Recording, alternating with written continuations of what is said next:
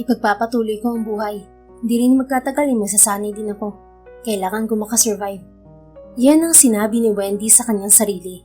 Bigla kasi nalugi ang negosyo ng kanyang mga magulang at para bang may dumaan na isang dilubyo at pagkatapos ay nag-iwan lang ng malaking pinsala. Lahat ng luho niya ay kailangan niyang i-give up. Bye-bye credit card, bank account, shopping, travel. Basta lahat ay nawala para gamitin ng kanyang parents ang pera sa pagbawi ng kanilang negosyo. Ngunit wala rin namang nangyari. Kasabay nito ay naisip din niyang itigil na muna ang pag-aaral niya sa isang acting academy para maging isang ganap na artista. Napagdesisyonan din niyang magsariling sikap, bumukod at maghanap na ng trabaho. Pero ang hirap maghanap sa ngayon dahil tila kompetisyon o paligsahan ang job hunting. Sa dami ng in-applyan niya ay isa lang at wala na pagpipilian ng binig sa kanya. Parang mula 15th floor hanggang ground floor ang senaryo. Hindi niya yun matanggap. Kahit naman maganda siya, hindi pa rin naman sapat yun para ma-hire. Dahil syempre, kailangan pa rin ng skills at magandang credentials para sa pagtatrabaho. Mag-aalaga ng bata? Nagulantang na tanong ni Wendy sa HR manager ng isang welfare station. Oo, miss. Ina-expect mo ba na matatanggap ka sa office? Napakalayo naman ng kursong tinapos mo. Sarkastikong tanong ng manager sa kanya. Hindi naman po sa ganon. Ayos lang po sa akin, ma'am. Labas sa ilong na sagot naman ni Wendy. By the way, kailan po ako magsisimula? Bukas na agad. Marami kang bata na dapat tutukan. Aasahan namin na mahahandle mo sila ng maayos.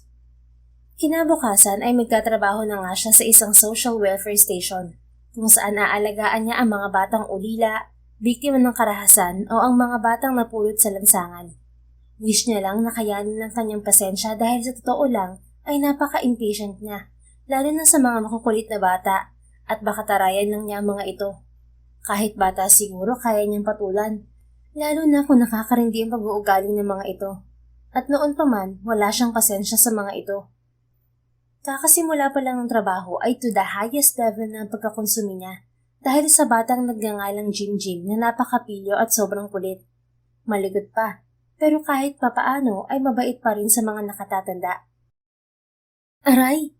Bulalas ni Wendy nang matamaan siya ng bola ni Jim dahil nasa field siya ng mga sandaling yon at nanonood ng mga batang naglalaro ng dodgeball. Inuubos talaga ng batang yun ang patience ko. Hoy, Jim! Agad lumapit ang batang si Jim at nag-sorry, pero nang asar pa. Sorry ate! Bleh! Natigil ang paglalaro ng mga bata nang sumigaw ang isang coworker ni Wendy. Nandito na si Kuya Rico nyo! Nagtakbuhan naman ng mga bata sabay yakap sa paparating na lalaki. Si Rico Jimenez na isang sikat na celebrity actor at singer ang bisita. Tuwang-tawa si Jim. Nakipaglaro si Rico sa mga bata. Nang matapos na ang paglalaro ay biglang nilapitan ni Jim si Wendy. Pakilagay naman po ng towel sa likod ko. Pakiusap ng bata. Inilagay naman din ni Wendy. Kasabay nito ay lumapit si Rico sa kanila. Hello, parang ngayon lang kita nakita dito. By the way, ako si Rico Jimenez. Pagbati nito sa kanya. Oo, alam ko na. Narinig ko naman kanina. Nice to meet you. Talaga ngayon mo pa lang ako nakita kasi bago pa lang ako. Medyo pilit ang ngiting pinakita ni Wendy. Sa totoo lang kasi ay nababadrip siya ng husto kay Jim. Kaya naman medyo naibaling niya kay Rico ang inis na kanyang nararamdaman. Hindi nagtagal ay lumapit sa kinaroroonan nila ang mga female coworker ni Wendy. Hi Rico, fan mo kami. Pwedeng magpa-picture? Bungad nito sa binata. Thank you. Humble na sagot pa ni Rico at pinaunlakan nga ang request ng mga katrabaho ni Wendy na magpa-picture ang mga yon sa kanya. Umalis na lang si Wendy at gumawa ng ibang pwedeng gawin sa welfare station. Hanggang sa matatapos na ang oras ng kanyang trabaho, ay laking gulat niya dahil nandun pa rin si Rico at nakikipag-usap sa isang head ng welfare station. May nabutan niyang makinig sa usapan. Ma'am, please, nakikiusap po ako. Alagaan niyo po sana ng mabuti si Jim at huwag niyo po siyang pamimigay sa iba. May inaayos lang ako at eventually, kung wala nang maging aberya, baka makuha ko na siya rito. Dinig ni Wendy na pakiusap ni Rico sa kausap. Siguro anak niya si Jim. Grabe, ganun nga ba talaga ang mga artista? Kaya mas maganda talaga na mag-artista na walang bitbit na bagahe eh. Magiging artista na sana ako kung hindi lang nalugi ang parents ko. Litanya ni Wendy sa sarili habang naglalakad pa uwi. At honestly, di siya sanay sa mahaba-habang lakaran dahil noon kasi ay hatid sundo pa siya ng kanilang family car. Habang naglalakad naman siya ay bigla na lang nasira ang sandals niya. No choice, nagyapak na lang siya. At saktong napadaan banda sa nilalakaran niya ang van na kung saan nakasakay si Rico. Hinintuan siya nito. Miss, sumabay ka na lang para di ka mahirapan. Alok ni Rico habang binubuksan ng sasakyan. Nako, salamat na lang. Kaya ko naman maglakad. Mauna ka na. Tumanggi lang sa alok ni Rico si Wendy. Hindi na nga nagpumilit si Rico. Nakarating na rin sa wakas si Wendy sa kanyang bagong tirahan. Nangungupahan siya roon at talagang maliit lang ang espasyo. Nasasapat lang sa 2 tao. At mula ngayon ay dapat na siyang masanay. Wala na ngang aircon, maingay pa mga kapitbahay niya. Dahil laptop na lang ang natira niyang kayamanan, bigla na lang pumasok sa isip niya na isearch sa net ang tungkol kay Rico Jimenez. Wow, nakakamangha naman. Ang dami palang talent ni Rico.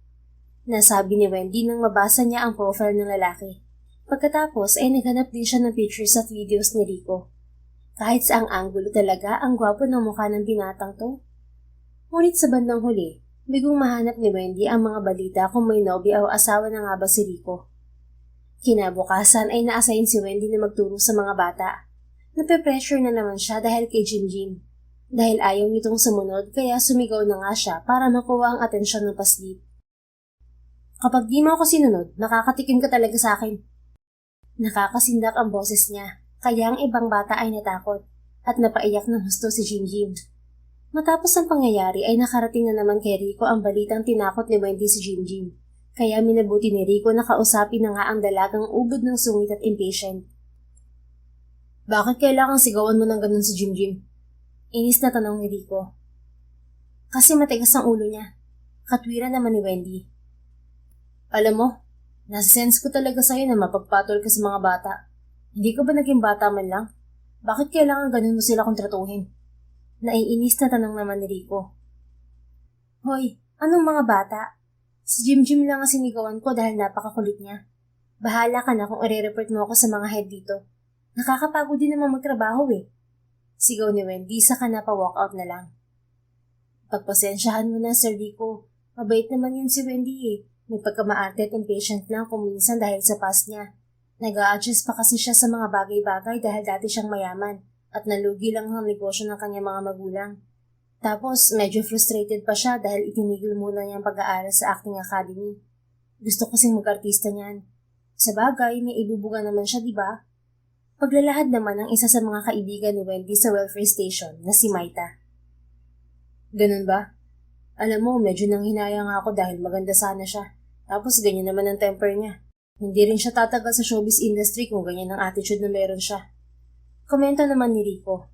Makailang saglit ay lumapit naman sa kanya ang batang si Jinjin. Nagalit yata talaga sa akin si Ate Wendy, kuya. Naiiyak na sambit ni Jinjin at yumakap kay Rico. Kuya, hanapin po natin si Ate Wendy. Mabait naman po siya eh. Makulit lang po talaga ako. Pero kahit kailan, di naman po siya nanakit sa amin. Huwag kang mag-alala. Itatanong ko si HR kung anong number niya, okay? Sige na, maglaro ka na ulit. Pangako naman ni Rico sa bata. Samantala, pagkagaling sa welfare ay dumiretso si Wendy sa mahahalagang tao sa buhay niya. Sana naman makipag-usap ng parents ko sa akin. Sana payagan na nila akong manirahan kasama sila. Hindi ko na talaga kaya magtrabaho at maging yaya. Tapos tagaligpit ng kalat ng mga batang paslit na yun. Nitanya ni Wendy sa kahuminga ng malalim bago katukin ng pinto ng maliit na bahay na pinagtataguan ng kanyang mga magulang. Kasalukuyan na kasing hinahunting ng mga nautangan at hindi pa nababayarang share sa nalugi nilang negosyo. At sa ngayon, gusto niyang ihinga lahat ng kanyang sama ng loob dahil sa biglang pagbagsak ng kanilang kabuhayan. Para sa kanya, mas magiging magaan pa rin ang buhay kung kasama naman niya ang kanyang mga magulang. Kamusta ka na anak? Nakapag-ipon ka na ba para pambayad sa utang natin? Kapag hindi tayo nakapag-settle, ikaw nang hahabulin nila. Sa halip na kumustahin, tungkol na naman sa pera ang bungad ng kanyang ina. Naman, sa tingin mo makakapagtabi ba ako ng pera ay minimum lang ang sahod ko. At mukhang matatanggal pa ako. Nababahalang sagot naman ni Wendy. Ni hindi mo man lang ako tinanong kung nasa maayos ba akong kalagayan. Sa totoo lang, gusto ko nang tumira rito kasama kayo. Hindi rin ako mapanatag na watak-watak tayo. Pagpapatuloy pa ng dalaga. Bakit kasi hindi mo bawas-bawasan ang pagiging maldita mo? Tandaan mo, kailangan mo makisama para magtagal ka sa trabaho. Naasiwang tanong ng nanay ni Wendy. Kasalanan niyo naman to eh. Bakit kasi hinayaan yung malugi ang negosyo natin? Ano bang pagsasakripisyo pa ang gusto niyo gawin ko?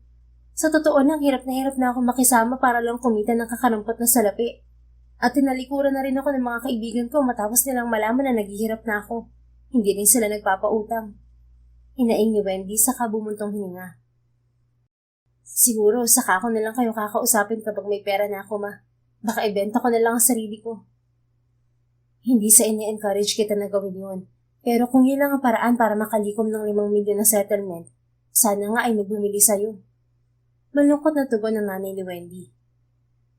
Talagang gusto niyo ako magbenta ng katawan, ma? Hindi ako makapaniwala na masasabi niyo yan. Maiwan ko na nga kayo. Singhal ni Wendy nang may buong hinanakit. Aburido niyang iniwan ng kanyang ina kahit medyo hindi na maganda ang panahon sa labas. Walang dalang payong si Wendy at naglalakad pa siya pauwi ng kanyang bahay.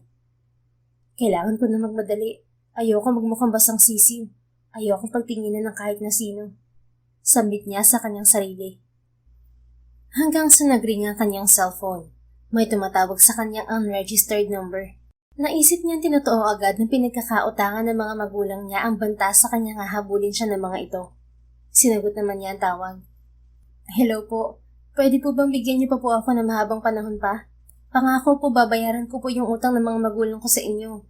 Sana po maintindihan niyo. Busy po ako sa paghahagilap ng pera at hindi biro ang 5 milyon na hinihingi niyo. Ibababa ko na po ah. Mabilis na paliwanag ni Wendy bago patayin ng phone ng unknown caller. Nagulat naman si Rico sa narinig niya na tawagan niya si Wendy at naguguluhan siya sa mga tinura nito. Kawawa pala si Wendy. May pinagkakautangan pala siya at di man lang ako pinagsalita. Sambit ni Rico sa kanyang sarili. Dapat pala ay nag-text na lang siya dahil nasira lang niya lalo ang araw ng dalaga. Sa katunayan, gusto lang naman niya mag-apologize dahil na-misunderstood niya ito at inakala niyang sinasaktan nito ang mga bata kasama na si Jinjin. Sa kabilang banda, naisip naman niya na muling tawagan ng HR manager para sa mabilis na pagtuntun niya ng impormasyon tungkol kay Wendy. Aasahan ko maibibigay ninyong info tungkol sa kanya. Sapat na sa akin kahit kopya lang ng resume niya. Magalang nasambit niya Rico si HR manager matapos niyang sabihin sa tawag ang kanyang pakay. Samantala, inabutan na nga ng malakas na ulan si Wendy. Napahinto siya sa harap ng bookstore at nakakita siya ng magazine sa loob. Isang fashion and lifestyle na nakaagaw ng kanyang atensyon, kaya tiningnan niya ito para masipat ng mabuti ang cover nito. Rico Jimenez? Ang gwapo naman pala ng damuhong to kahit nakakainis siya. Usal niya pa.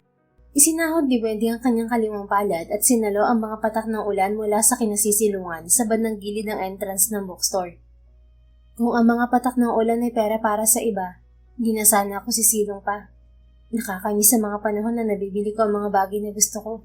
At ngayon kahit ang magazine na yan hindi ko na-afford. Naaawang anya sa kanyang sarili. Sana next time ako naman ang malagay sa cover ng magazine na yan. Gusto ko talagang makakuha ng atensyon. Pagpapatuloy pa niya at naantala na nga ang kanyang pagmumoment nang may mga pamilyar na babae siyang nakita. They were her former classmates in college. Wendy, ikaw ba yan? Tama, kaya pala tumigil ka na sa pag-aaral kasi mahirap ka na. Tila nang aasal na bungad ng kanyang kaklase. Oo nga, ang bilis talaga magbago ng tadhana. Ngayon wala ka nang ipagyayabang dahil mahirap ka na. Gatong naman ang isa. Pwede ba? Kung wala kayong magandang sasabihin, wag niyo na lang akong pansinin. Ako ang naghirap, hindi naman kayo, di ba? Mas okay pa siguro umalis na lang kayo. Pagkatabi ni Wendy sa dalawang asungot at takmang paalis na siya sa harap ng bookstore. Pero pinigil naman si Wendy ng mga dating kaklase at iniabot ang payong sa kanya. Nakakaawa ka habang naghihintay dito. Para kang guard eh. O sige, papasok na kami.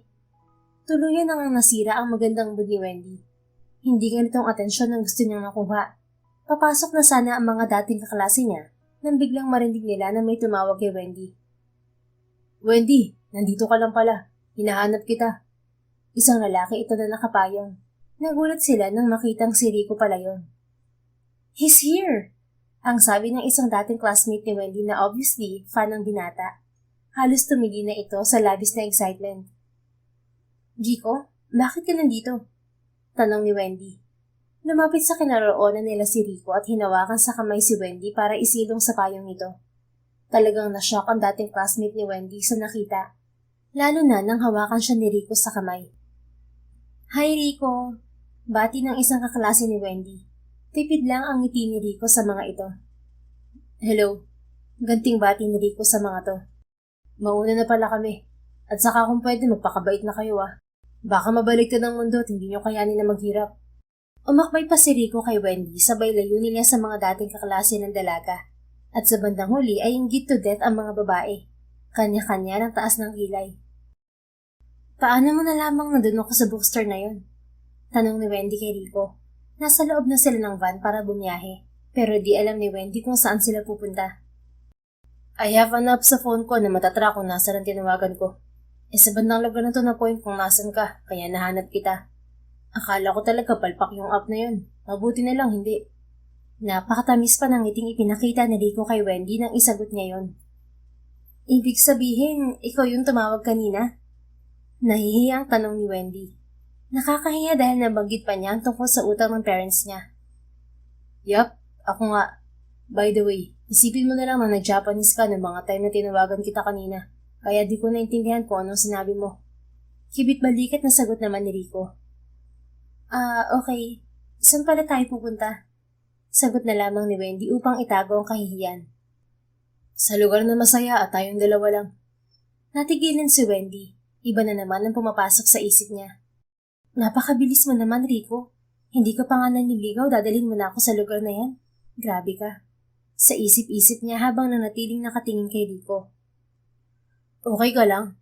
Teka, iba yung iniisip mo Ang ibig kong sabihin, pupunta tayo sa mall. Masaya dun, di ba?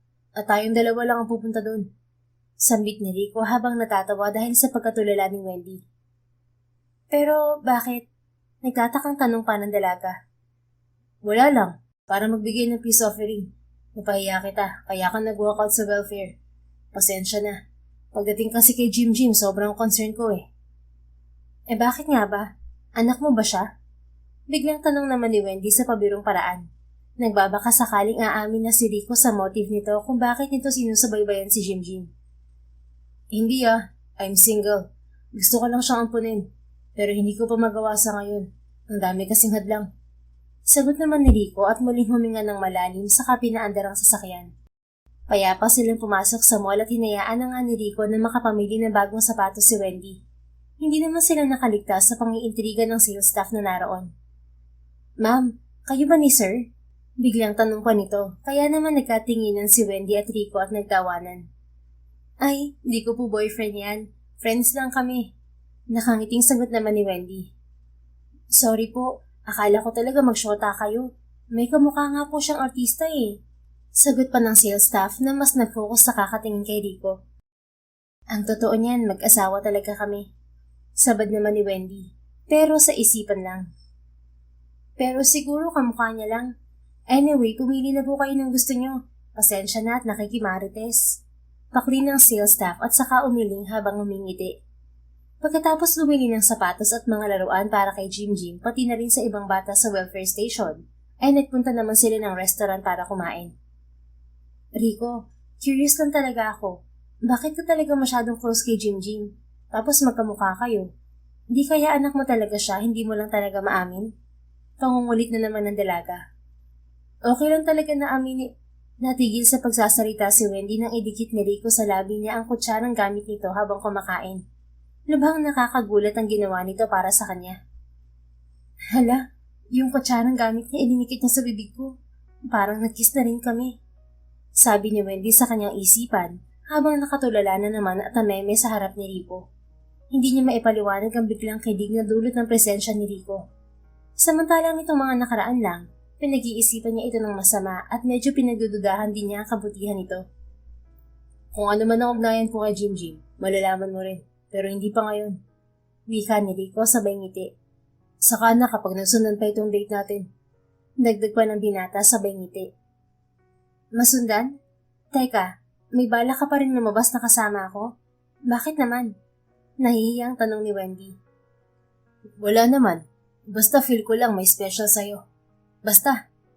Ngunit sa katunayan, ayaw lang ipabatid ng binata na ginagawa lang din ito yun para i-please si Jim. Nais nitong mapanatag na ang bata sa pag-iisip na baka nasaktan ng damdamin ni Wendy. Bigla namang napadako ang mga mata ni Wendy sa iilang paper bag na naglalaman ng mga laruan. Rico, talaga bang ako gusto mo magpamigay niyan sa mga bata? Hindi ba pwedeng ikaw na lang? Ikaw naman ang bumili niyan eh. Biglang tanong naman ni Wendy. Ikaw na lang ang magbigay niyan. At saka inihintay ka ni Jim. Nagsasorry raw siya sa'yo. Kalmado ang sagot naman ni Rico. Talaga ba? Marunong pala magsoring batang yun. Gustong gusto ko na talaga siyang tirisin sa totoo lang. Pero mabait din naman pala siya. Hindi makapaniwala ang tanong naman ni Wendy. Mabait na bata si Jim. Siguro ganun lang siya na medyo pilyo dahil naghahanap siya ng atensyon at baguhan ka pa sa welfare. Halos lahat ng mga dating baguhan sa station, ganun niya kung pakitunguhan. Pero alam niya ang tama at mali. 9 years old na kasi siya. Paglilinaw naman ni Rico. Alam mo, feeling ko lang kung makapagsalita ka, parang anak mo talaga siya. At pansin ko na mas lagi ka nakatuto kay Jim kaysa sa ibang bata. Hirit na naman ni Wendy. Baka sakali kasi nasa putong ito, i-reveal na sa kanya ng binata ang totoong ugnayan nito sa batang pinag-uusapan nila. Well, I can treat him like my own son, kung maaari lang. Pakli naman ni Rico. Naging palaisipan yun kay Wendy at sa halip na mang-usisa pa, minabuti na lang niya na tugunan ng ngiti ang binata. Pagkatapos nilang kumain sa restaurant ay umuwi na rin sila at hinatid ni Rico si Wendy pa uwi sa tinutuluyang bahay. Rico, thanks sa panilibre. Sorry din sa mga time na nagkamali ako sa'yo, lalo na sa batang si Jim. Magsasorry na rin ako sa superior ko at sana pabalikin pa nila ako sa trabaho. Paumanhin pa ni Wendy. Very welcome. Teka, bago ka umalis, may bibigay pala ako sa'yo. Iniabot ni Rico ang isang paper bag kay Wendy. Ano to? Grabe, may libreng sapatos na nga, may gift pa. Hindi makapaniwalang sambit ng dalaga. Para sa'yo talaga yan. Sige, mauuna na ako. Teka, bago ka umalis, itatanong ko lang sana kung bakit sapatos ang naibigay mo sa akin. Habol pa ni Wendy. Kasi naalala ko yung time na nasira yung sandals mo habang naglalakad ka na nakaraang gabi. Pag-amin ni Rico. Naalala mo pa pala yun. Salamat talaga. Sige, bye na Rico. Mag-ingat ka. Okay, salamat din sa time. At tuluyan na silang naghiwalay ng landas. Habang wala silang kamalay-malay na may nakasunod pala sa kanila at kinukunan sila ng litrato. Halos magkatalo naman sa tuwa si Wendy nang makapasok sa loob ng bahay ng kanyang nirerentahan. Agad niyang tiningnan ang laman ng paper bag na ibinigay sa kanya ni Rico. Nagulat siya dahil ang laman pala nito ay medicine kit at may gift check pa ng isang supermarket. Bukod doon ay may nakasulat pang ang note na nagsasabing, uso ang trangkaso tuwing maulan, kaya binigyan kita nito. Isa pa, freebie din yan ng drugstore na in-endorse ko. Hindi ko naman magagamit lahat kaya naisip ko na rin na bigyan ka. Take care. Wow, ang saya naman. Dapat talaga hindi na lang siya nag-abala. Yung boses niya lang naman siguro magpapagaling sa akin. Ang gwapo pa niya. Bulong niya sa kanyang sarili. Pagkatapos ay muli niyang isinuot ang mga sapatos na binili ni Rico para sa kanya. Feel na feel niya talaga ang pagsukat sa mga yon, lalo na sa sapatos na isinukat pa sa kanya ni Rico kanina. Wow, para akong si Cinderella. Namamanghang bulalas niya habang paikot-ikot sa harap ng salamin. Pero in fairness kung tratuhin naman niya ako ay para niya akong nililigawan talaga. Ang swerte na ang unang lumalapit sa akin, na hindi ko na kailangang ibenta ang katawan ko dahil baka nabibighani na nga siya sa ganda ko. In fairness, gusto ko yan. Aba, jackpot na ako kay Rico. Gwapo, sikat, mabait at mapera rin naman mula sa pagka-artista. Natulog siyang may ngiti sa labi at kinabukasan, talagang motivated na nga siya sa trabaho. Nandiyan ba si Bisor? Gagawa kasi ako ng written report tungkol sa bad attitude ko kahapon. Masayang bungad ni Wendy sa kaibigan niyang si Rita. Wow, himala. Parang ang saya mo yata ngayon. May maganda bang nangyari sa'yo kahapon after mo mag-walkout? Maintrigang tanong naman ni Rita na halos ikapunit ng bibig ni Wendy dahil lalo niyang nilaparan ng pagkakangiti. Uy Wendy, bakit nakangiti ka lang dyan? Hindi mo pa sinasagot ang tanong ko. Untag naman ni Rita. Oo, sobrang ganda. Pabulong masambit naman ni Wendy. May sinasabi ka? Hindi ko masyadong maintindihan . Wala, ang ibig ko sabihin, na-realize ko na dapat hindi ako pinangungunahan ng emosyon at dapat maging grateful ako sa work na to. Di ba? Eh yung bisor nga, nandyan ba? Tanong niya muli dito. Oo, tingin ko nga hinahanap ka na niya eh. Sige, puntahan mo na lang siya. Nginitian niya si Rita bago ito lampasan at pagdating sa harap ng office ng kanyang supervisor, hindi niya mapigil ang labis na nerbiyos. Hingang malalim, Wendy. Kung pagagalitan man niya ako, deserve ko naman siguro. Nanlulumong anya sa kanyang sarili. Nang pihitin niya ang pinto, nagulat siya sa maaliwalas na mukha ng supervisor sa desk nito. Kamusta ka na, Wendy? Naging maayos ba ang pagre-reflect mo sa sarili mo? Nakapag-vent out ka ba naman ng stress after mo mag-walkout kahapon? Nakangiting usisan ng lady supervisor kay Wendy. Oh, hindi naman po ako nag-vent out. Umuwi lang ako ng bahay at naisip ko na mas okay pa pala na nandito na lang kaysa tumunga nga maghapon. Nagsisinungaling naman ang dalaga. At mabilis na namang nakaagaw ng pansin niya ang medicine kit na katulad ng ibinigay sa kanya ni Rico. Meron pang ang ilang box na may nakalagay din na parehong medicine kit. Siya nga po pala, ano yung mga kit? Sino po nagbigay? Biglang tanong naman ni Wendy na ikinataas ng kilay ng kanyang bisor. Si Rico Jimenez, sponsored din ng ine-endorse niyang drugstore. Napakabuti nga niya dahil kailangan natin ng medicine kits na ipamimigay din natin sa nangangailangan. Paglalahad naman ng bisor ni Wendy. Lihim naman siyang nadismaya dahil inakala niya na special siya para kay Rico at naisipan nito na bigyan din siya ng medicine kit. Ngunit ang totoo pala, kasama lang siya sa nabigyan ng pag-giveaway. Lingid naman sa kaalaman niya ay pinakiusapan din pala ni Rico ang kanyang bisor na palampasin na lang ang nangyari sa welfare station. Kaya hindi na rin siya nagkaroon ng suspension. Kaya naman maghapon siyang maganda ang mood. Nang pauwi na si Wendy sa kanyang trabaho, ay bigla na namang sumulpot ang binatang si Rico. Nakasakay ito sa magarang van na pag-aari nito. Hi Wendy, kumusta ang araw mo? Biglang tanong ng binata nang buksan nito ang bintana ng sasakyan. Napahinto tuloy sa paglalakad si Wendy at napatingin sa binata. Okay naman, bakit ka nga pala nandito? Wala ka bang ibang pinagkakaabalahan? Lagi ka na lang nandito ah. Puna niya sa binata at pilit na itinatago ang bahagyang pagkadismaya dahil inakala niya na concern talaga sa kanya si Rico dahil sa regalo nitong medicine kit.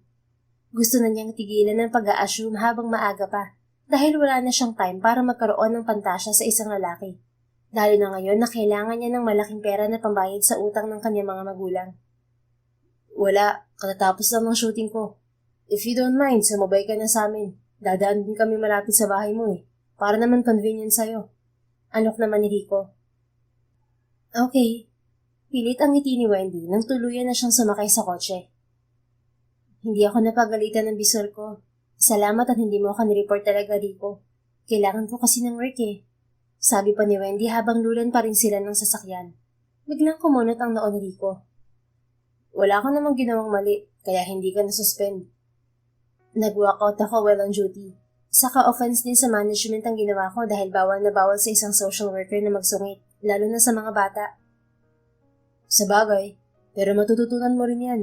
I mean, yung anger management. It all has process. Parang sa mga tulad naming artista. Kailangan lagi kaming friendly at hindi kami pwede magsungit kahit napapagod na kami. Public property kami, kaya dapat palaging pleasant sa mga tao. Tama ka. Pero gusto ko lang itanong kung kamusta ba ang feeling ng pagiging celebrity. Masaya ba? Enjoyable ba na nasa iyo lahat ng atensyon ng mga tao? Kasi hindi mo na itatanong, pangarap ko dati na maging sikat na artista. Kung hindi lang talaga na bankrupt ang business ng family ko. Saan muli ni Wendy sa malungkot na tingin? Masaya naman, pero toxic. Kapag naging artista ka, pati personal at pribado mong buhay uungkatin ng mga tao. Maganda lang naman ang pag-aartista kapag nasusunod mo ang gustong ipagawa ng mga managers at kapag kaya mong magpaka-perfect. Malumanay at tila walang kagana-ganang sagot naman ni Rico. Hindi tuloy mawari ni Wendy kung paanong sa isang iglap ay nawala ang sigla sa boses ng binata. Siguro nga hindi ito masaya sa karir nito. Napipilitan lang dahil yun ang kabuhayan nito at mabibigay ng magandang kinabukasan. Kaya pala wala ka pang girlfriend. Hindi ko pa kasi nahahanap yung babae na mamahalin ako hindi lang dahil sa pag-aartista ko. Karamihan ng mga nagko-confess sa akin, sinasabi nila na kaya raw nila ako nagustuhan dahil sa status na mayroon ako ngayon. Pero paano naman ang nakaraan ko? Hindi ko pa nahahanap yung tao na kapag tinignan ko lang sa mga mata niya, mararamdaman ko na agad ang pag-ibig na yun. at hindi na niya kailangan patunayan kung sino siya at kung sino ako. Basta, parang magic.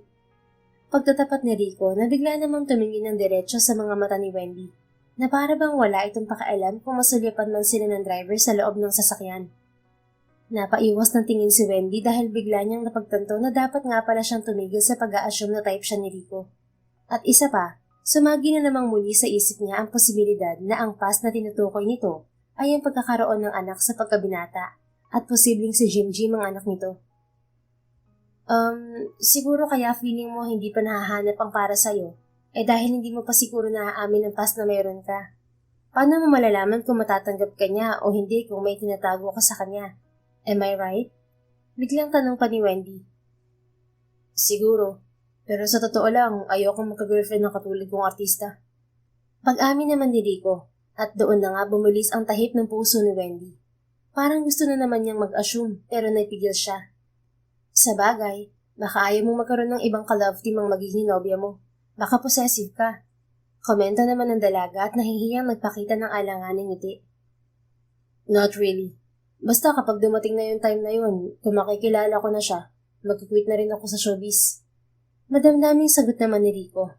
At hanggang sa pag-uwi ni Wendy, naging palaisipan pa rin sa kanya ang lahat ng sinabi ni Rico, kahit purong pahapyaw lamang yun. Baka kapag iniwan ni Rico ang karir niya, sa kanya lang kukunin at aaminin sa publiko na si Jim ang anak niya. Ay nako, nandun na ako sa bisor kanina, hindi pa ako nakichismis. Baka may alam siya kung kaano-ano talaga ni Rico ang batang si Jim. Pero kung si Rico ang ama, sino naman kayang ina? Ay, ang hirap naman makimarites sa artista. Ang daming sikreto at twist sa buhay. Bulong niya sa sarili at matutulog na sana siya nang biglang tumawag ang kanyang supervisor na kani-kanina lang ay sumagi sa kanyang isip. Heto na nga bang sinasabi ko? Baka talaga ngayon niya ako pagagalitan. Pero bakit ngayong gabi na?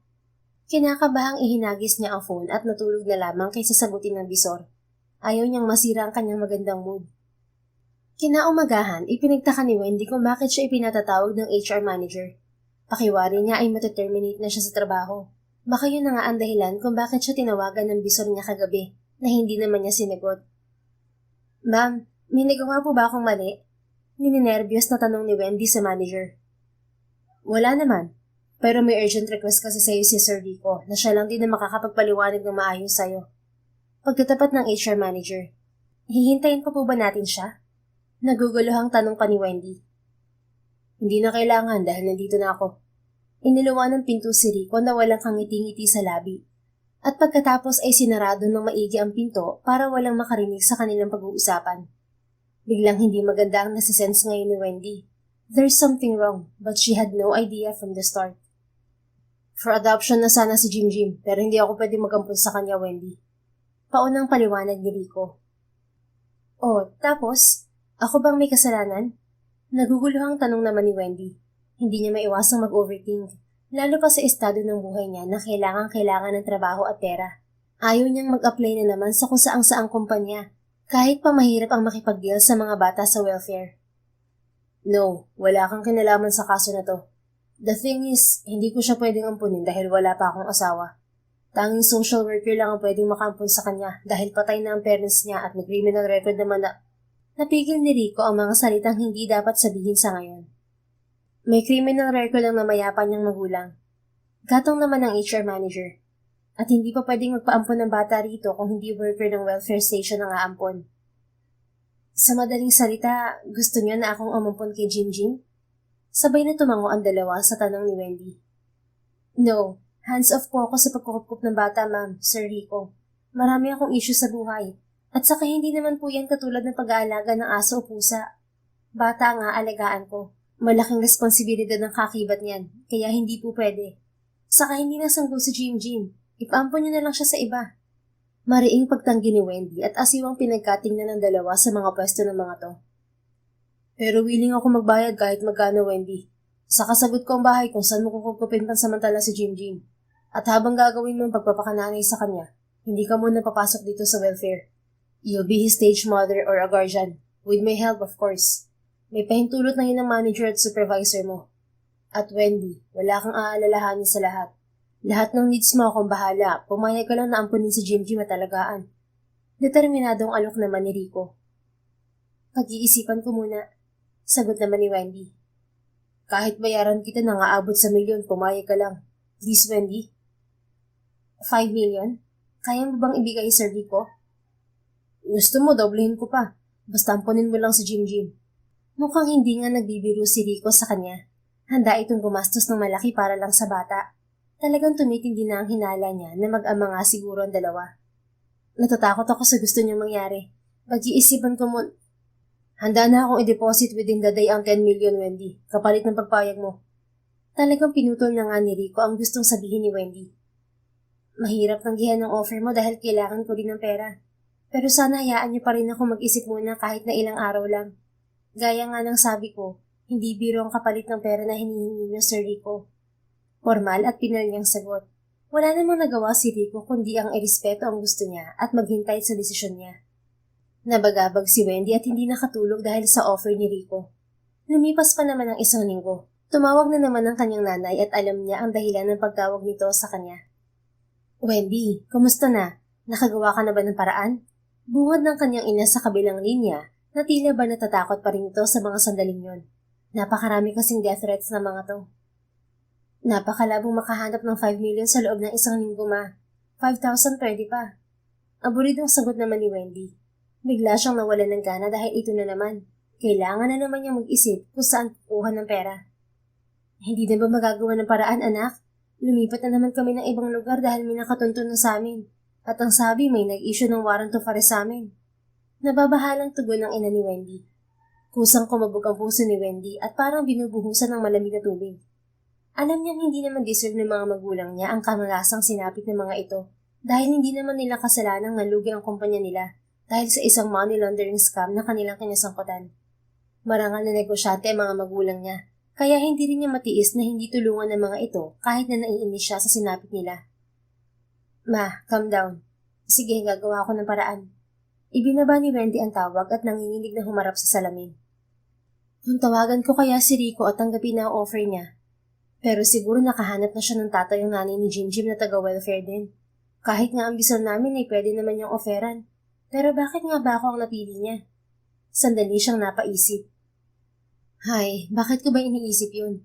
Malay ko ba na nagagandahan siya sa akin at gusto niya maganda at bata ang magiging nanay-nanayan ni Jim? Ano, Wendy, tatawagan mo na ba ang gwapong yun? Tanong niya sa sarili. Ay, huwag na nga.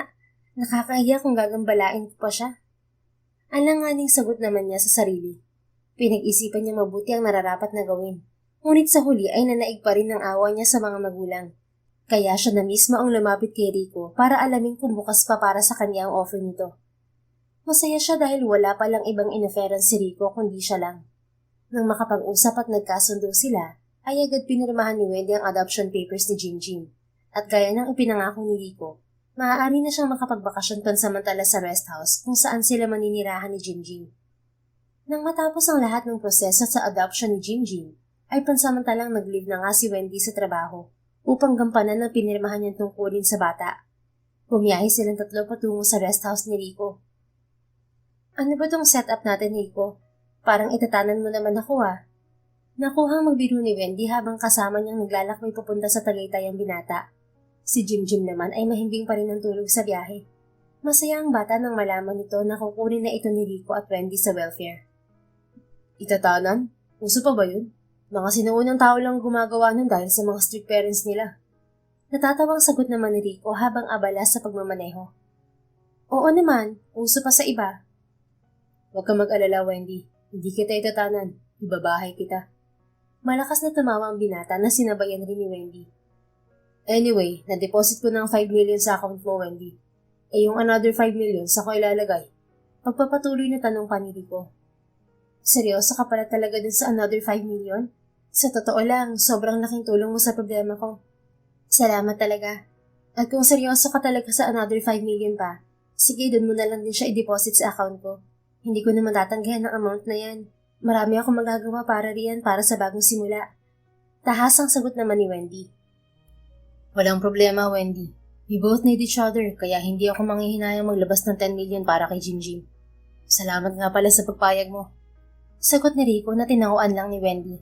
Ilang oras din ang kanilang naging biyahe, hanggang sa narating nila ang kanilang destinasyon. Bakit parang haunted house ang bahay mo, Rico? Tanong ni Wendy nang makapasok sila sa bahay nito. Ngunit nauunawaan naman niya na dahil sa walang tao ang naninirahan, kaya nagmukhang antigo yun. Dahil sa pagiging busy ko, hindi ko na ito mabisita. At isa pa, walang caretaker, kaya naman ganito ang itsura nito. Patulong naman maglinis nito pero bukas na lang, magpahinga muna tayo. Sagot nito at biglang nagtama ang paningin nila ni Wendy. Ngayon na-realize ni Rico na napakaganda talaga ng dalaga kahit hindi nakapagsuklay man lang. Itinago ng binata ang pagkakangiti nang umiwas ng tingin si Wendy. Hindi ako magrereklamo dahil 10 million ba naman ang binayad mo sa akin? Kaya areglado, bukas na bukas din magmumukha na tong bahay ng isang masayang pamilya. Nakangiting tura ni Wendy. Wendy, tama lang na dapat lagi kang nakangiti para lumitaw lalo ang kagandahan mo. Ngayon, wala ka nang iisipin pa dahil natulungan mo ng parents mo. Siya nga pala, aayusin ko muna ang tutulugan mo at ng Jim. Sincere pa ang pagkakasabi ni Rico, sabay pisil sa kanang pisngi ni Wendy. Samahan pa ng killer's man nito. Talagang napanganga na naman si Wendy. Tila hindi na niya maitatanggi pa ang paghanga niya kay Rico. Pinabuhat muna nito sa dalaga ang karga-kargang si Jim para maiayos ang magiging silid ng dalawa. Ilang saglit pa ay nalinis na ni Rico ang kwartong tutulugan ni Wendy. Dahil lalaki naman si Rico ay naisip na lang itong sa sala ito matutulog. Sweet dreams, Wendy. Malambing na paalam ni Rico bago pumasok sa silid ang dalaga para bantayan na si Jim. Ikaw din, Rico. Salamat. Aniya at pinihit ang doorknob ng pinto at malumanag yung sinara. Inihiga niya si Jim sa kama. Pagkatapos ay naupo sa tabi ng bata at sinapo niya ang kanyang pisngi at tila nag-iinit yun. Nakangiti niyang ini-off ang ilaw. Kasama ba sa bayad niya ang pagpapafall? Bakit ganun siya ka-sweet? Feeling ko hindi na talaga ako nag-a-assume. Feeling ko talaga nabihag ko na siya. Technically, para siyang knight in shining armor ko. At ang mga ganitong tagpo ay nangyayari lamang sa fairy tales. Kinikilig na bulong ni Wendy sa kanyang sarili habang nakatayo sa gitna ng silid, sa gitna ng kaliliman. Ngunit ikinagulat na lang niya ang biglang pagbukas ng ilaw. Aha! May crush ka po pala kay Kuya Rico Halos mapatili siya nang mapagtantong nasa harapan na niya si Jim. Muntik na niya itong hampasin dahil sa pag-aakalang multo ito. Akala ko ba tulog ka ng bata ka? Habi mo ba talaga manggulat? Sinasabi ko sa'yo, huwag mong gagawin yon. What if may sakit pala sa puso ang nagulat mo? May himig ng paninermong tugon ni Wendy sa batang paslit. Tingin ko po, crush din naman kayo ni Kuya Rico ate Bali walang pambubuyo naman ni Jim. Ikaw bata ka pa para sa mga crush na yan. Hinaan mo nga ang boses mo dahil baka marinig niya tayo. Kunwari iritableng saway ni Wendy sa bata na gusto lang naman siyang mapatawa. Matulog ka na ulit. Hindi pa malinis ang ibang kwarto kaya tayo muna magkasama ngayon. Si Kuya Rico po ba? Hindi ba pwedeng katabi na lang natin siya? Sige na po, please. First time ko po kasi siyang makakasama. Hirit naman ni Jim. Okay na raw siya dun sa sala. Huwag na nating abalahin, okay? Giit naman ni Wendy at binasahan pa niya ng bedtime story si Jim para makatulog ulit ito. Buti na lang at inantok din agad ang bata. Subalit lumipas na ang ilang oras, di pa rin makatulog si Wendy. Di kasi siya mapakali at worried pa siya para kay Rico dahil alam niyang hindi ito komportabling matulog sa living room at manipis pa ang kumot na gamit nito. Lumabas muna siya ng kwarto para tingnan kung okay ang pwesto nito sa sofa. Paglapit niya sa binata ay napansin nga niya na tila nananaginip yata si Rico at ang panaginip ngayon ay hindi maganda dahil tumatagaktak ang pawis nito. Tatay, miss na po kita. Sambit ni Rico habang nakapikit ang mga mata. Tulog pa rin ito ng mga sandaling yun. Rico, tanging nasabi ni Wendy habang nakatingin sa bintana. Awang-awa talaga siya sa kanagayan nito. Hinawakan na lang niya ang kamay ni Rico. Lubos siyang nagulat dahil biglang gumalaw din ang kamay nito. Di alam ni Wendy kung gigisingin niya si Rico o ano. Hanggang sa napansin niya ang pagtulo ng luha sa mga mata nito. Rico, ano bang problema? Nag-aalala talaga ako sa'yo. Gumising ka. Alalang sambit ni Wendy. She's worried that Rico was having a nightmare. Ilang saglit pa ay hindi na ito uminik. Marahil natapos na ang panaginip nito. Kaya naman nanatiling nakabantay si Wendy hanggat sa nakatulog siya sa gilid nito. Nakalupagi siya sa sahig.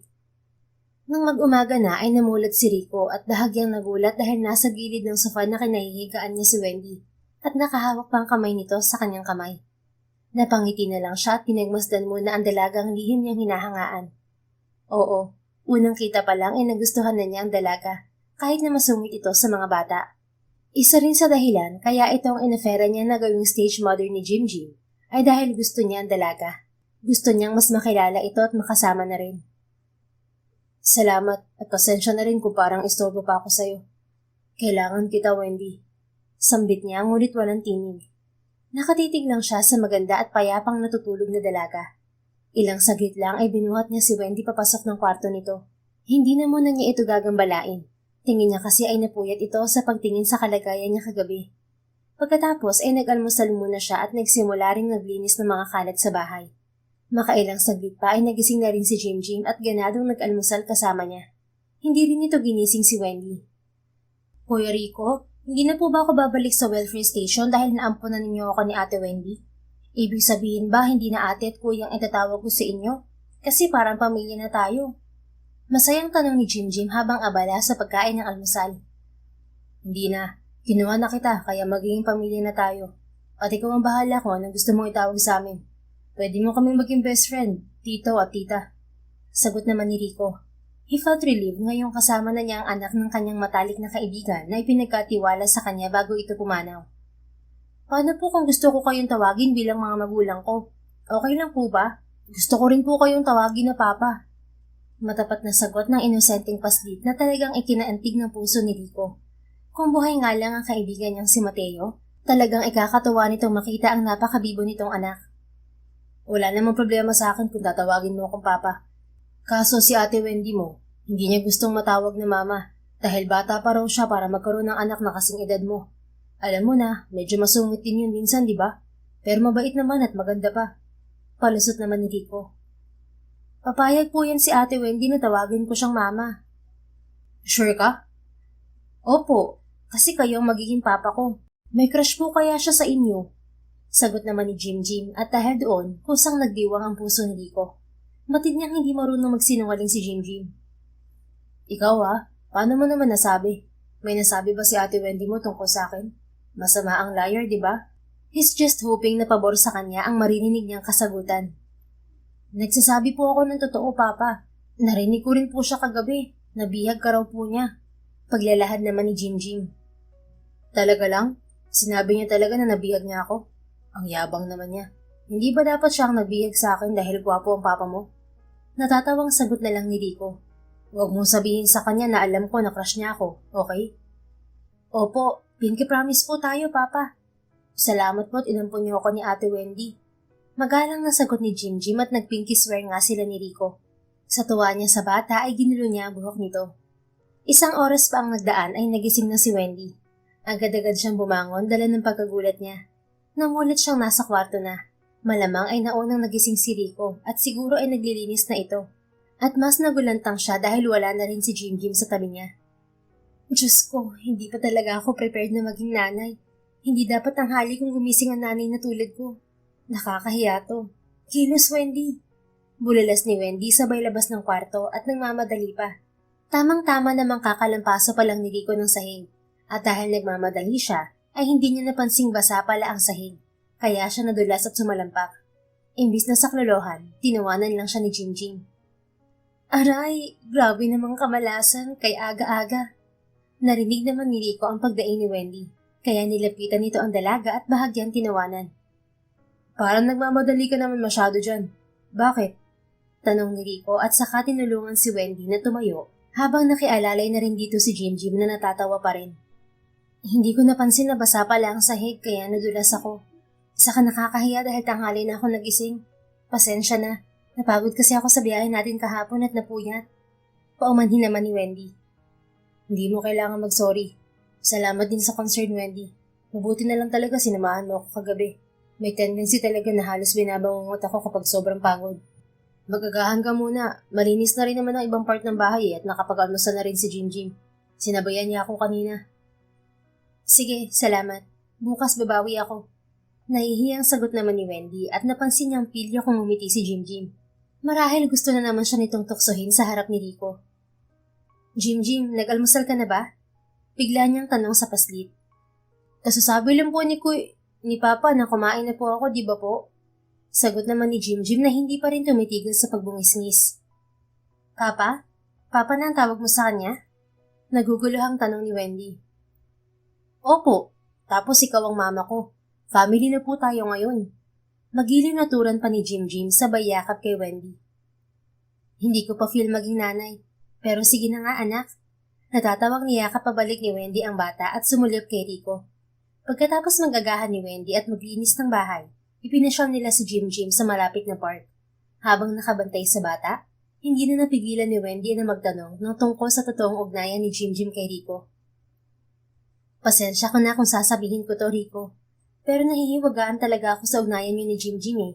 Hindi ko rin magets kung bakit ayaw mong maampun siya ng iba at kung kaya mo namang ampunin siya, bakit hindi na lang ikaw ang direktang umampun sa kanya? Tanong ni Wendy habang napakarami pang tanong na naglalaro sa kanyang isip. Ayaw mo bang malaman ng iba na anak mo siya? Natatakot ka ba na masira ang karir mo? Dagdag pa na tanong ni Wendy. Hindi ko siya ikakahiya kung anak ko man siya. Kaso hindi ko naman talaga siya anak. Anak siya ng matalik kong kaibigan ng high school. Pagkatapat ni Rico, saka huminga ng malalim bago magpatuloy sa paglalahad ng totoo. Talaga? Nasa na siya? Bakit ikaw ang umampun sa kanya? Well, 10 years na nakalipas. Hindi pa ako artista nun. Lumaki talaga ako sa hirap. Naging palaboy pa nga ako simula nang mamatay si tatay. Pero pinalad pa rin ako makapag-high school dahil kinup ko pa ako ng kamag-anak ni Mateo. Tatay ni Jim si Mateo. Siyempre, ang mga kabataan nun mapupusok pa, kaya nabuntis ni Mateo ang girlfriend niya. At sa kasamaang palad, namatay sa panganganak ang mama ni Jim. Sinumukang buhayin mag-isa ni Mateo ang anak niya.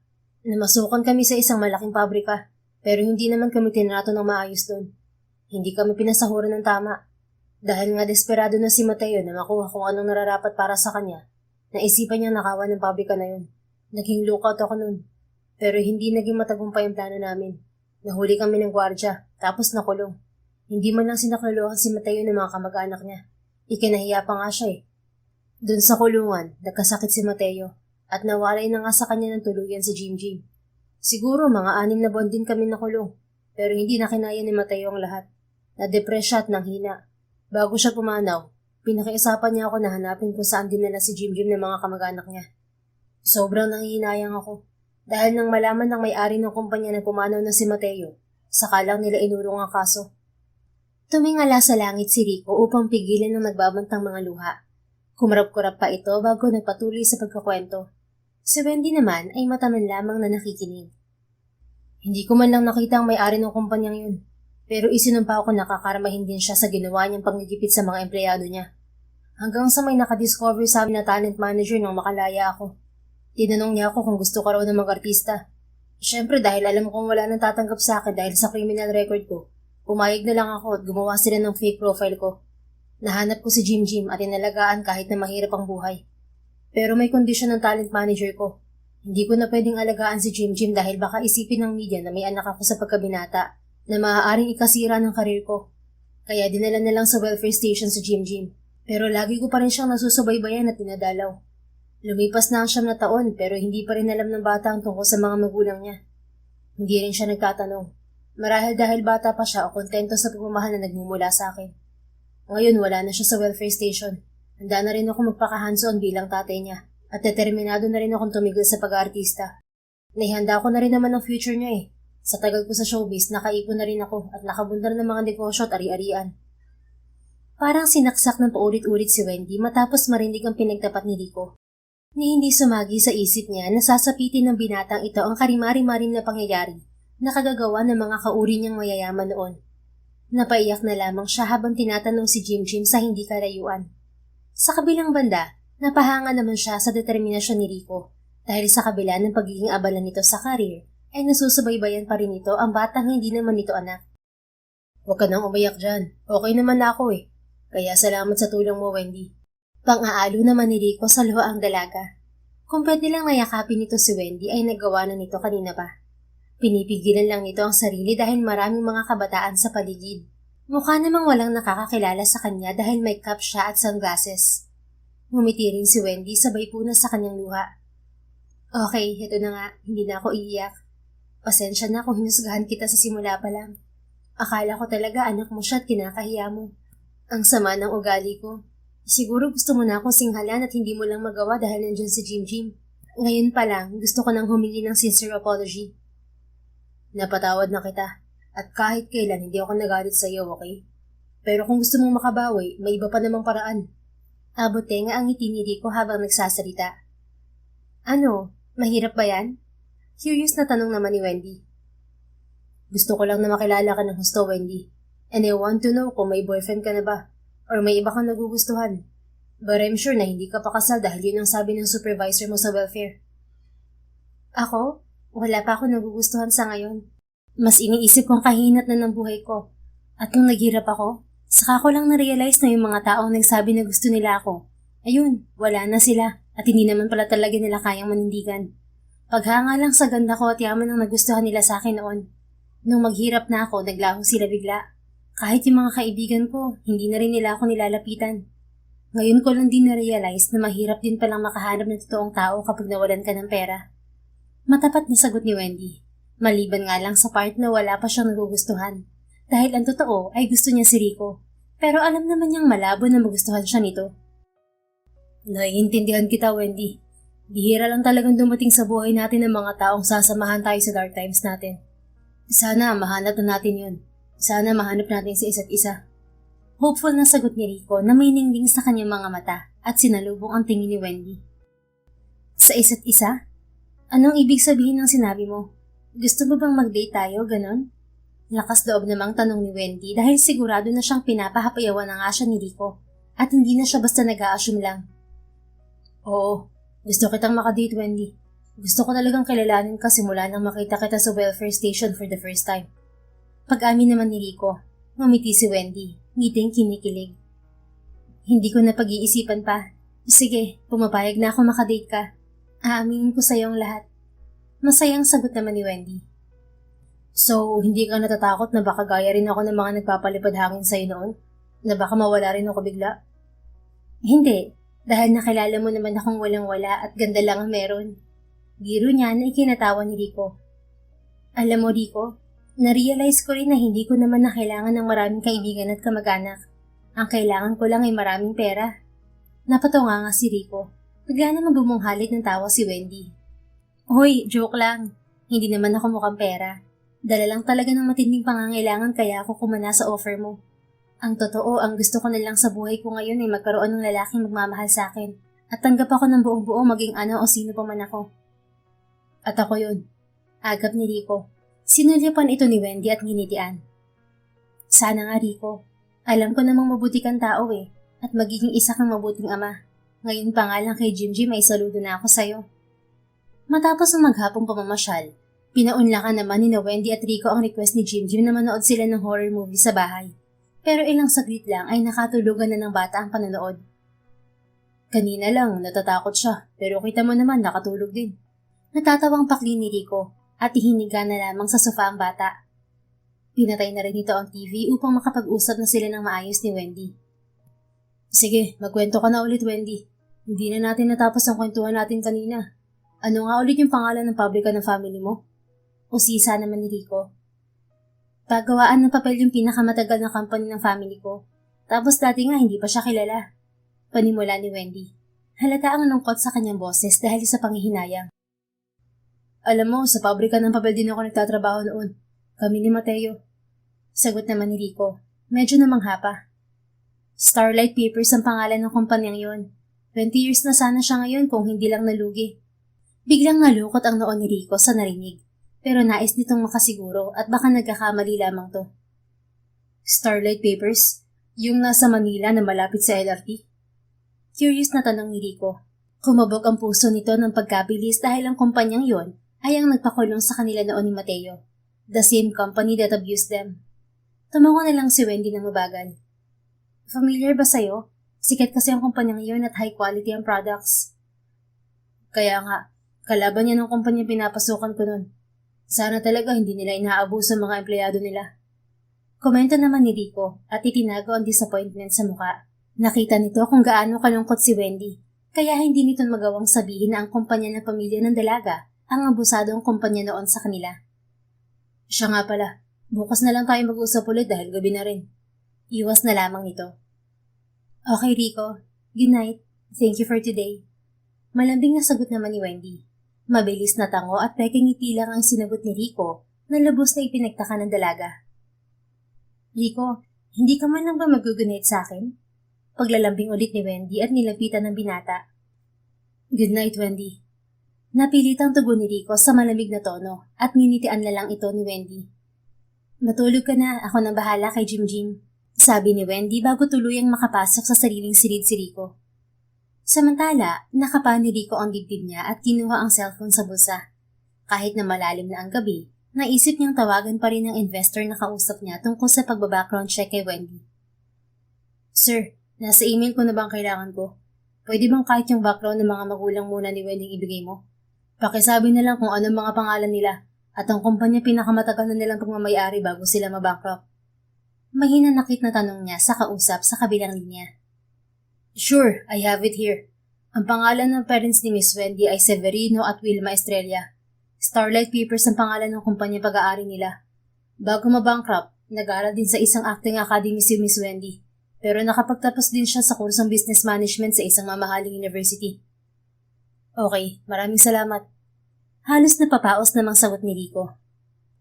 Kung hindi kayo kontento, pwede ako magpadala ng pictures.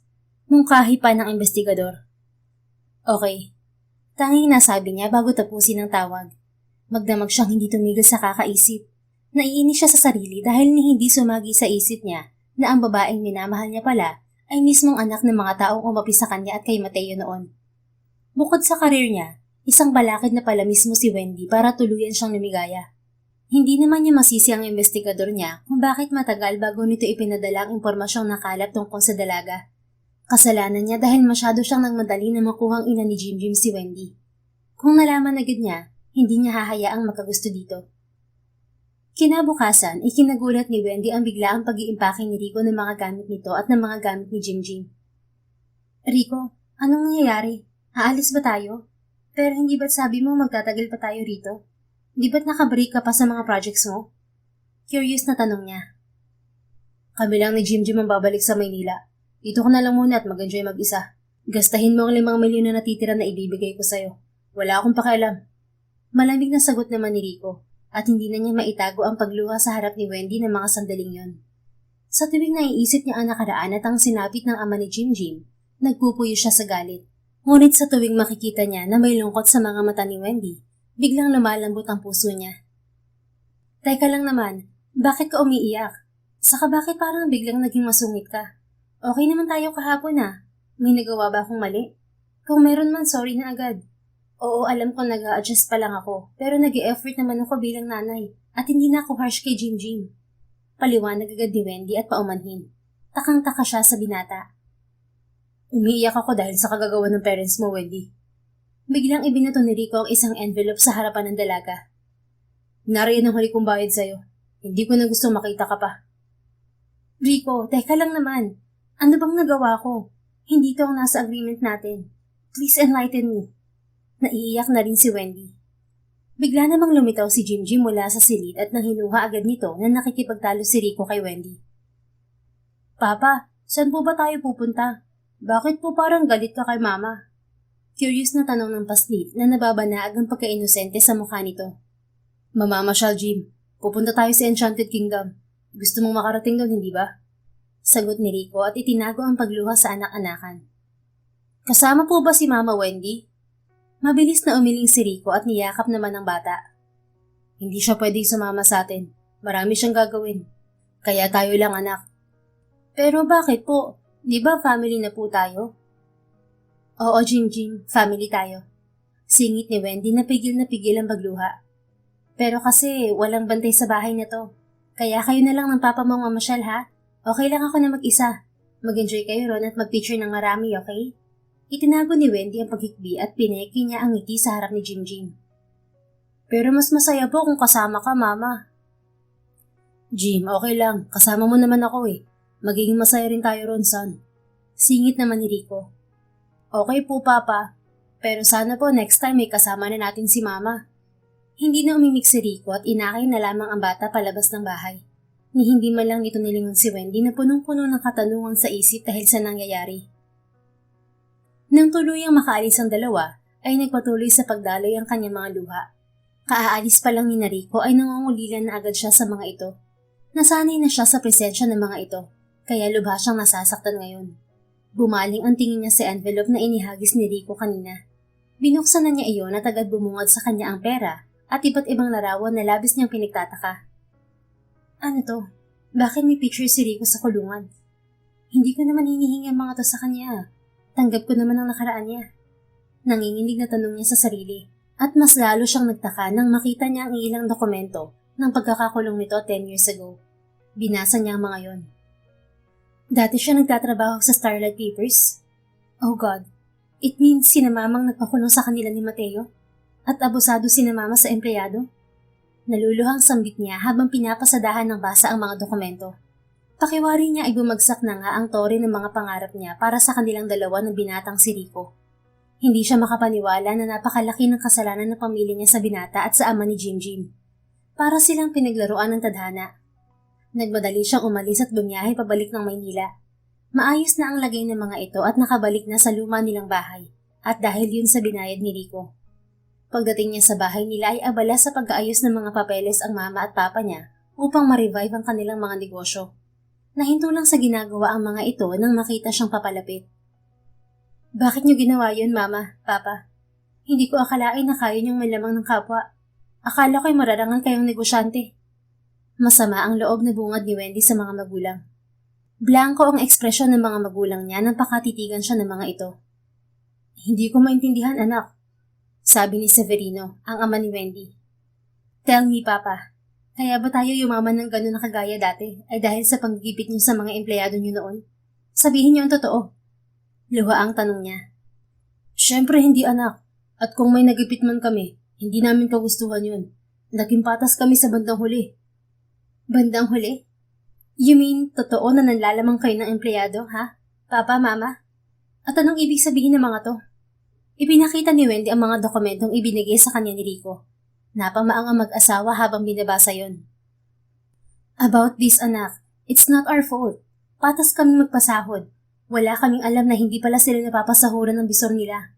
Tapos mali-maling balita na rin ang nakarating sa amin. At ang totoo pala, itinakas ng head manager ng pabrika ang mga sahod ng mga tauhan natin. Kaya after 6 months nang makulong tong lalaking to sa picture at ang kaibigan niya, itinigil na rin namin ang demanda sa kanila. Paliwanag naman ng ina ni Wendy. Pero ikinalungkot din namin na namatay ang kaibigan niya. Nagpaabot kami ng pakikiramay pero hindi na namin siya nahanap pagkatapos niyang makalaya. Nagsisi kami dahil lubos kami nagtiwala sa mga itinalaga naming tao sa kumpanya na yon. Yun pala'y tatraduin na kami. Matapos nun nagtiwala pa rin naman kami hanggang sa tuluyan na nang nalugi ang negosyo natin. At heto na, naghirap na nga tayo at muntik pa kami makulong. Kung hindi ka lang nakapagbigay ng pera, siguradong nagtatago pa rin kami hanggang ngayon, anak. Maniwala ka na wala kaming inaping mga tauhan. Oo nga, at ginagawa namin ng paraan ng presyo ng mga materyales pati ng product natin para sa mas malaking kita.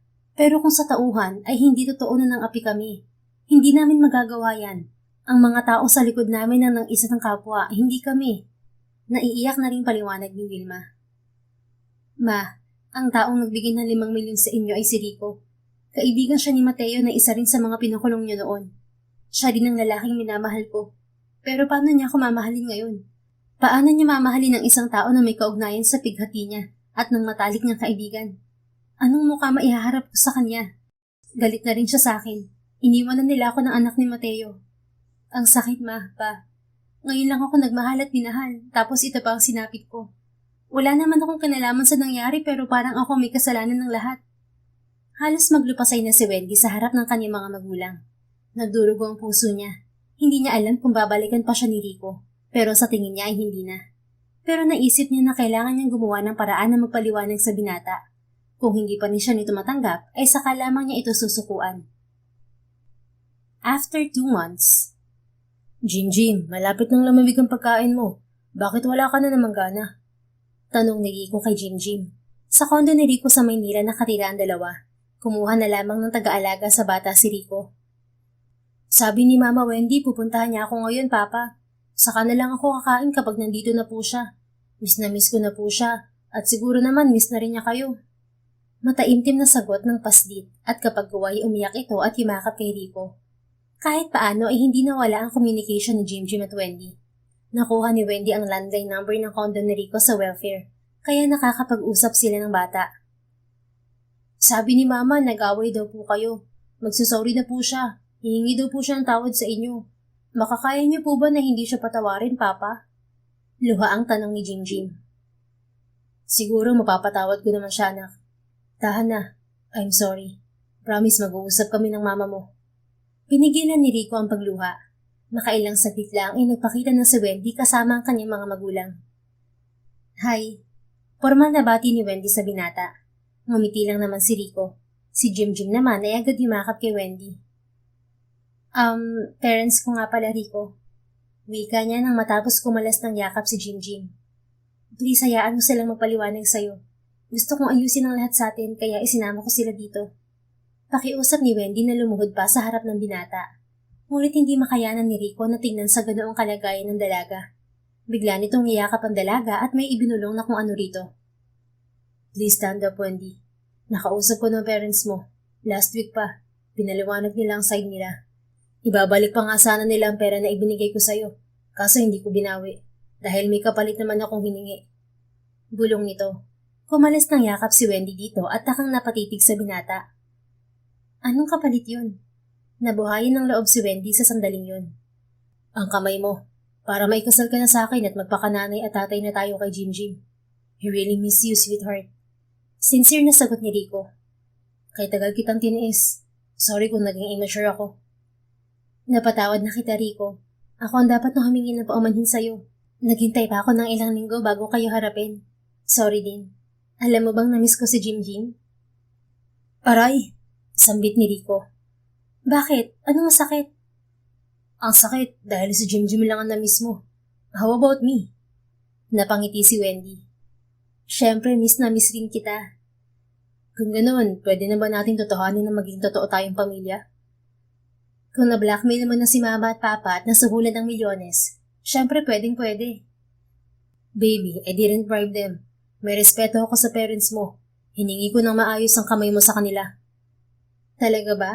Bakit hindi mo ako pinuntahan sa bahay? Alam ko po kung bakit, Mama. Sabat ni Jim. Bakit, baby? Dahil may sorpresa po sa inyo si Papa, Mama. Really, Rico? Totoo ba yun? Tumango si Rico na may malawak na ngiti. Ano yun? Ito. At biglang lumuhod si Rico sa harapan ni Wendy sabay taas ng singsing. Wendy, my love, nais kitang pakasalan at nais kitang maging ina ng aking magiging mga anak. Nais kong samahan mo ako habang buhay. Pakasalan mo ako, sweetheart. Hindi na nagdalawang isip pa si Wendy. Oo naman, Rico. Pakakasal ako sa'yo. Mahal kita, alam mo yan. I love you too. Thank you for coming into my life. I promise na hindi ka magsisisi na ako minahal mo at pinakasalan. I'm so happy na magiging isa na tayong pamilya ni Jim. At nasuyong hinagka ni Rico si Wendy sa labi, saka niyakap ng mahigpit. Napapalakpak sa tuwa ang mga magulang ni Wendy at nagtatatalon sa tuwa si Jim. Pagkatapos ng engagement ay inayos na nila ang kanilang kasal at naisaayos na rin ang birth certificate ni Jim. Sina Rico at Wendy na ang nakasaad ng mga magulang ng bata. Tuluyan na rin nagsara ang naging sigalot sa pagitan ni Rico at ng mga magulang ni Wendy. Sa katunayan ay tumulong si Rico sa muling pagbangon ng negosyo ni Wendy. Tumigil na sa pag-aartista si Rico dahil gusto na lamang nito ng pribadong buhay kasama ang pamilya nitong binuo. Magnenegosyo na lamang ito katulong ang daddy ni Wendy. Solid na ang tiwala ng mga ito sa isa't isa. Mapalad si Wendy dahil nakatagpo siya ng lalaking kagaya ni Rico na may mabuting puso at malawak na pangunawa at marunong magpatawad. Tunay na kapag umibig ang isang tao, mas mangingibabaw ang pagmamahal kaysa puot. Mas mananaig ang pagpapatawad higit sa pag-iimbot. The end. Kung nagustuhan mo ang istoryang ito, please don't forget to like, comment, and share it with your friends. Your support really makes a difference. Thank you and see you sa ating next story. Keep safe and be blessed.